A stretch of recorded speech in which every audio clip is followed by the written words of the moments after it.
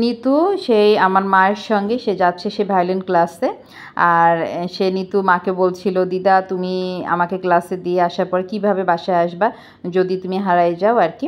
তা আমি বলছিলাম তোর দিদা সে 1986 সাল থেকে সে চাকরি করে এবং গুলশান বাড়িধারা এলাকা তার সব চেনা, এবং তোর দিদা তো খুব ভালো জায়গায় চাকরি করতো আর কি। আর তুই বলছিস তোর দিদা হারাই যাবে, এখন না বয়স হয়েছে দেখে এরকম হয়ে গেছে, গ্রামে থাকে, আমার বড় ভাই অসুস্থ, সব কিছু মিলে মা একটু অন্যরকম এখন হয়ে গেছে আর কি, শরীর স্বাস্থ্য তার আগের মতো ঠিক নেই আর কি। সে যাই হোক, এই নিয়ে খুনসুটি হচ্ছিল যে দিদা নাতনির সাথে।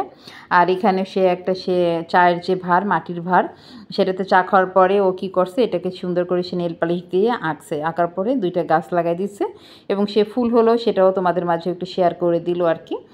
আর বিকেলবেলা তোমাদের দাদা সে যাচ্ছে তার অফিসের এক কলিগের সে বিয়ে হয়েছে, আর সে দাদা ওদেরকে আজকে খাবার মানে একটা খাবারের একটু আয়োজন করছে আর কি।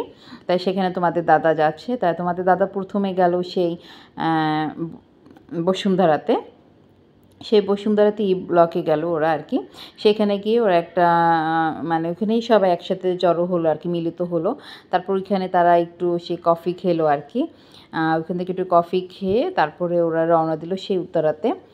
আর ওই যখন বের হলো আর কি, রিক্সা করে যখন যাচ্ছিল তোমাদের দাদা, একটু মানে কয়েক সেকেন্ডের কয়েকটা ভিডিও সে করলো আর কি, কারণ বুঝতেই পারছে সে এখানে সে অফিসের লোকজন থাকবে, খাওয়া দাওয়া হবে, সেই জন্য আসলে ওইভাবেও ভিডিও করে নাই আর কি, যতটুকু পারছে ওই ততটুকু একটু ভিডিও করে নিয়ে আসলো। তাই ভাবলাম আমিও এটা দিয়ে একটা ব্লগ বানাই ফেলাই আর তোমাদের মাঝে শেয়ার করি আর কি, যেইভাবে সেই কাজ আর কি আমারও।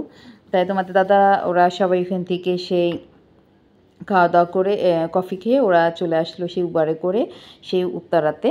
আর যে হোটেলটাতে ওরা খেলো, হোটেলটার বৈশিষ্ট্য হলো ওটা চাইনিজ ছিল আর কি, চাইনিজ হোটেল। সেইটার বৈশিষ্ট্য হলো যে ওরা যেখানে বসে যে টেবিলে বসে খাচ্ছিল আর কি, ওটা আর কি মানে ঘুরে ঘুরে খুবই আস্তে আস্তে ঘুরে ঘুরে এক জায়গা থেকে আরেক জায়গায় মুভ করছিল আর কি। যখন ওরা খাবারটা খাচ্ছে সে একটা জায়গায় ছিল, যখন ওরা সে ডেজার্ট খাচ্ছে তখন সেটা আর একটা জায়গায় গেল কি, ওদের আর লড়াচড়া করতে প্রয়োজন হয় না আর কি। এবং যখন ওরা বিল মানে যখন সে দাদা বিল দেবে আর কি, সেটাও সেই টেবিলটা ঠিক সেইখানে গিয়ে থামলো আর কি।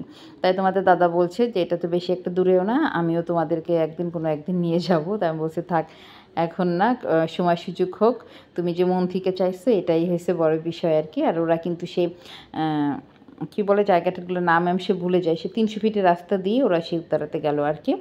তাই তোমাদের দাদা আসলে যতটুকু পারলো অতটুকু সে ভিডিও করে নিয়ে আসলো। আর এটা ছিল সেই 14 তলায়, উত্তরার কত নম্বর সেক্টর বা কি আমি আসলে এভাবে বলতে পারবো না। এই হোটেলে এইখানেই মানে এটারই 14 তলায় ছিল সেই হোটেলটা আর কি। আর তোমাদের দাদার বলে খুবই ভালো লাগছে আর কি, তোমাদের দাদা বললো আর কি যে সব কিছু খুব সুন্দর ছিল।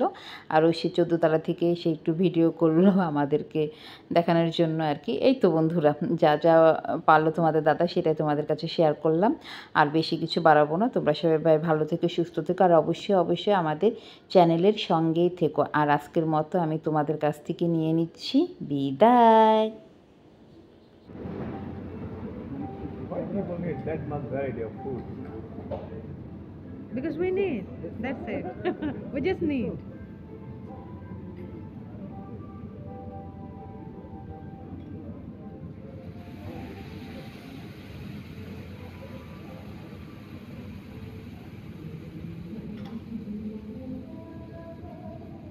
No, he is content creator.